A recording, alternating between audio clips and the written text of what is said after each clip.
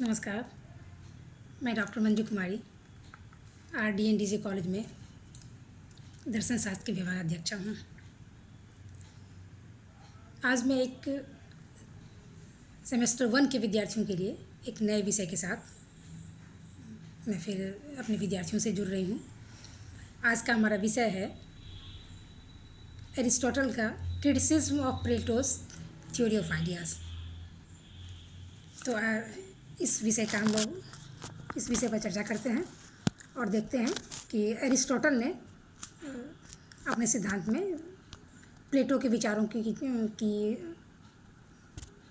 आलोचना करते हुए अपने दर्शन की शुरुआत किस प्रकार की है। आइए हम वो देखते हैं। दरअसल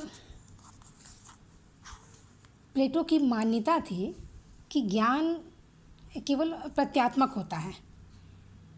प्रत्यात्मक का तात्पर्य होता है प्रत्ययों से जो उत्पन्न हो, और सुकरात ने प्रत्ययों को मानसिक बतलाया था, लेकिन प्लेटो ने इन्हें न केवल मानसिक वरन बाह्य सत्ता भी माना था। लेकिन जब आगे हम एरिस्टोटल के दर्शन का अध्ययन करते हैं तो हम देखते हैं कि अरस्तु ने अपने दर्शन की शुरुआत ही प्लेटो के विज्ञानवाद की आलोचना से की है। तो उनकी धारणा यह है कि प्लेटो के विज्ञानवाद ने या उसके प्रत्ययवाद ने एक ऐसी सामान्य सत्ता के अस्तित्व को स्वीकार किया है जो विशेष से पूरी तरह अलग और स्वतंत्र है। उदाहरण के लिए जैसे उजलापन उजली वस्तु से बिल्कुल अलग एवं स्वतंत्र है। उजली वस्तु अपने उजलेपन की प्रतिछाया मात्र है, यानी विशेष जो है वो सामान्य की प्रतिछाया मात्र है। लेकिन अरस्तु ने ऐसा नहीं माना। अरस्तु का मानना है कि सामान्य को विशेष से बिल्कुल अलग एवं स्वतंत्र मानना उचित नहीं है। ये नरेश प्रसाद तिवारी की ये पुस्तक है। इसे आप लोग पढ़ें, ग्रीक एवं मध्ययुगीन दर्शन, और इसमें उन्होंने बड़े अच्छे ढंग से इसकी विवेचना की है और वो पुस्तक हम आप लोगों के लिए सामने रख रहे हैं। उसमें अरस्तु ने क्या कहा? अरस्तु ने माना कि सामान्य को विशेष से बिल्कुल अलग नहीं रखा जा सकता है, क्योंकि सामान्य जो है वह विशेष से अलग हो ही नहीं सकता, बिल्कुल नहीं रह सकता। यदि सामान्य को विशेष से अलग माना जाए तो विशेष की संतोषजनक व्याख्या नहीं हो सकेगी। फिर प्लेटो का सामान्य क्या है? वो विज्ञान के नाम से अभिहित है। विज्ञान क्या होता है या प्रत्यय क्या होता है? नित्य होता है, अपरिणामी होता है और गति शून्य होता है। ऐसी सत्ता गतिशील, परिणामी और अनित्य वस्तुओं की व्याख्या करने में असमर्थ रहती है। यदि उजलापन उजली वस्तु को उत्पन्न करता है तो उस वस्तु को क्यों और किस तरह उत्पन्न करता है, इस समस्या का समाधान नहीं हो सकता है, नहीं हो पाता है। इसलिए अरस्तु ने उनको प्लेटो के विचारों से भिन्न अपनी बात रखी है। और फिर अरस्तु महोदय फिर तीसरी बात ये कहते हैं, उसके प्लेटो के सिद्धांत की आलोचना करते हुए ये कहते हैं कि प्लेटो का विज्ञानवाद जो है वह सामान्य तथा विशेष और विज्ञान तथा वस्तु के संबंध की व्याख्या नहीं कर पाता। देखिए यहाँ लिख रहे हैं ये कि प्लेटो का विज्ञानवाद सामान्य तथा विशेष, विज्ञान तथा वस्तु के संबंध की वह व्याख्या नहीं कर पाता। तो अब इसे देखें कि क्यों नहीं, विज्ञान कैसे, किस प्रकार ऐसा लगता है कि वो व्याख्या नहीं कर सकेगा। तो वे बतलाते हैं कि वस्तु जो होता है वो विज्ञान के अंश हैं या वस्तु विज्ञान में हिस्सा लेते हैं। इन कथनों से वस्तु और विज्ञान के बीच का संबंध जो है वो स्पष्ट नहीं होता है। ये कथन सिर्फ एक रूपक की तरह होते हैं, ये कविता की तरह इसे हम मान सकते हैं इसको। इसीलिए अरस्तु का मानना है कि संबंध और द्वैतवाद दोनों परस्पर विरोधी हैं। इसीलिए ये एक साथ बिल्कुल कभी नहीं हो सकते हैं। वस्तु विज्ञान के अंश होते हैं। इसलिए इस कथन से यह बोध होता है कि वस्तु जो है वो विज्ञान में निहित है।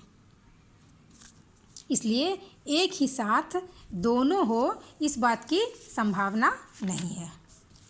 फिर आगे वो कहते हैं, वो देखिए वो कह रहे हैं कि प्लेटो ने विज्ञान को विशेष का पूर्ववर्ती कारण माना है।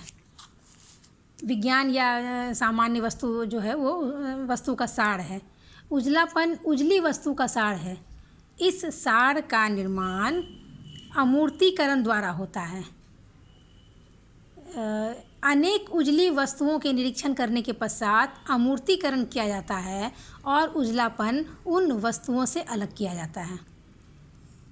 प्लेटो ने क्या किया? प्लेटो ने विज्ञान को विशेष का पूर्ववर्ती कारण माना है, परंतु और माना कि उजलापन जो है उजली वस्तु का सार है। इस सार का निर्माण अमूर्तीकरण के द्वारा होता है। लेकिन प्लेटो ने का कथन है कि वो जो विज्ञान जगत वस्तु जगत की निरर्थक पुनरावृत्ति मात्र होती है। वस्तु जगत में अनेक वस्तुएं होते हैं और उन वस्तुओं की व्याख्या के लिए अनेक विज्ञानों की कल्पना की गई है। उजली वस्तुओं की व्याख्या उजलापन से, मेज की व्याख्या हम करेंगे तो मेजत्व से, पशु की व्याख्या करेंगे हम तो पशुत्व से, इस तरह आदि से की गई है। इस प्रकार अनेक वस्तुओं की दुनिया के साथ साथ अनेक विज्ञानों की दुनिया स्थापित कर प्लेटो जो क्या करते हैं, एक व्यर्थ का एक अतिरिक्त बोझ वो अपने ऊपर वहन कर लेते हैं। इसलिए अरस्तु ने प्लेटो की उपमा एक ऐसे व्यक्ति से की है कि जो कुछ संख्याओं को गिनने में अपने को असमर्थ पाते हैं और ये सोचते हैं कि यदि उन संख्याओं को हम दुगुना कर दें तो उनकी गिनती की जा सकेगी, जो कि अरस्तु ने उनके बारे में, प्लेटो के बारे में ऐसा कहा है। फिर प्लेटो एक अपने आइडिया या विज्ञानवाद के संबंध में एक तर्क देते थे। 5 प्रकार का जो तर्क उन्होंने दिया, उसमें एक तर्क उन्होंने दिया था तृतीय मनुष्य मूलक तर्क, जिसको तार्किक तर्क भी माना गया था। तो अरस्तु का कहना है कि वो जो प्लेटो ने जो तृतीय मनुष्य मूलक तर्क या तार्किक तत्व जो दिया, उसमें अनावस्था दोष में हम लोग फंस सकते हैं। अरस्तु ऐसा मानते हैं कि अनेक वस्तुओं के भीतर जो निहित जो सामान्य गुण की व्याख्या के लिए विज्ञानों की कल्पना की जाती है। विज्ञानों का अस्तित्व वस्तु जगत में नहीं होता। कि उन्होंने इसमें लिखा है कि विज्ञानों का महत्व जो है वो विज्ञानों की कल्पना की जाती है। विज्ञानों का अस्तित्व वस्तु जगत में नहीं होता, इन्होंने लिखा है। इनका अस्तित्व एक ऐसे जगत में होता है जिसे दिव्य लोक कहा जाता है। मनुष्य का गुण होता है मनुष्यत्व, यानी सार तत्व। मनुष्यत्व का सार तत्व गुण वही है मनुष्यत्व।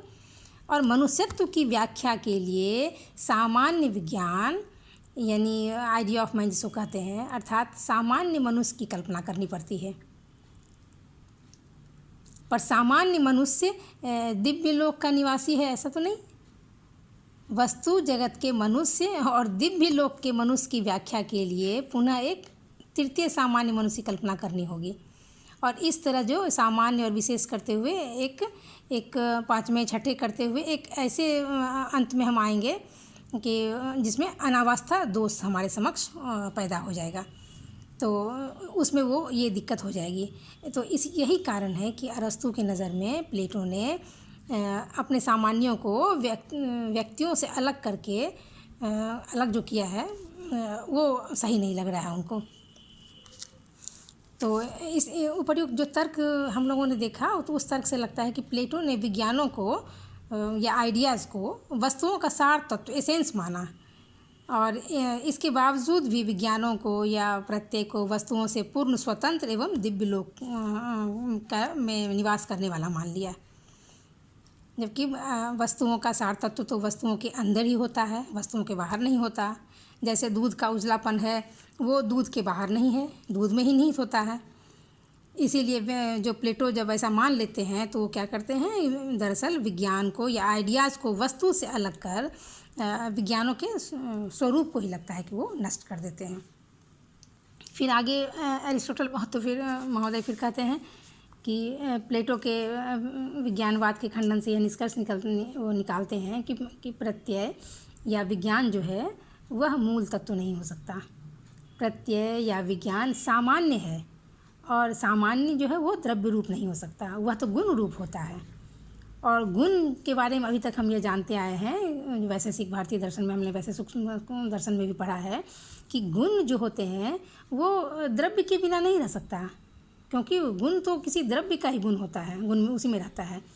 क्योंकि वैशेषिक सूत्र में एक सूत्र के द्वारा समझाया गया है, परिभाषा देते हुए कहा गया है कि द्रव्याश्रय गुणवान इति गुण लक्षणम, अर्थात गुण वह होता है जो द्रव्य पर आश्रित होता है। तो ऐसी स्थिति में सामान्य को द्रव्य से अलग करके देखा ही नहीं जा सकता है। तो इसलिए अरस्तु का कहना ये कहा है कि व्यक्ति विशेष को ही ने सत्य यानी अस्तित्ववान माना है।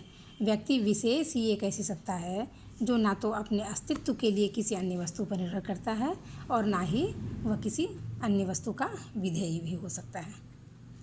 तो इस तरह अरस्तु ने अपने प्लेटो के आइडियाज़ या प्लेटो के विज्ञानवाद की थोड़ी आलोचना करते हुए अपना यह निष्कर्ष दिया कि व्यक्ति विशेष ही एक ऐसी सत्ता है जो ना तो अपने अस्तित्व के लिए किसी अन्य पर निर्भर करता है और ना ही वह किसी अन्य वस्तु का विधेय हो सकता है। धन्यवाद।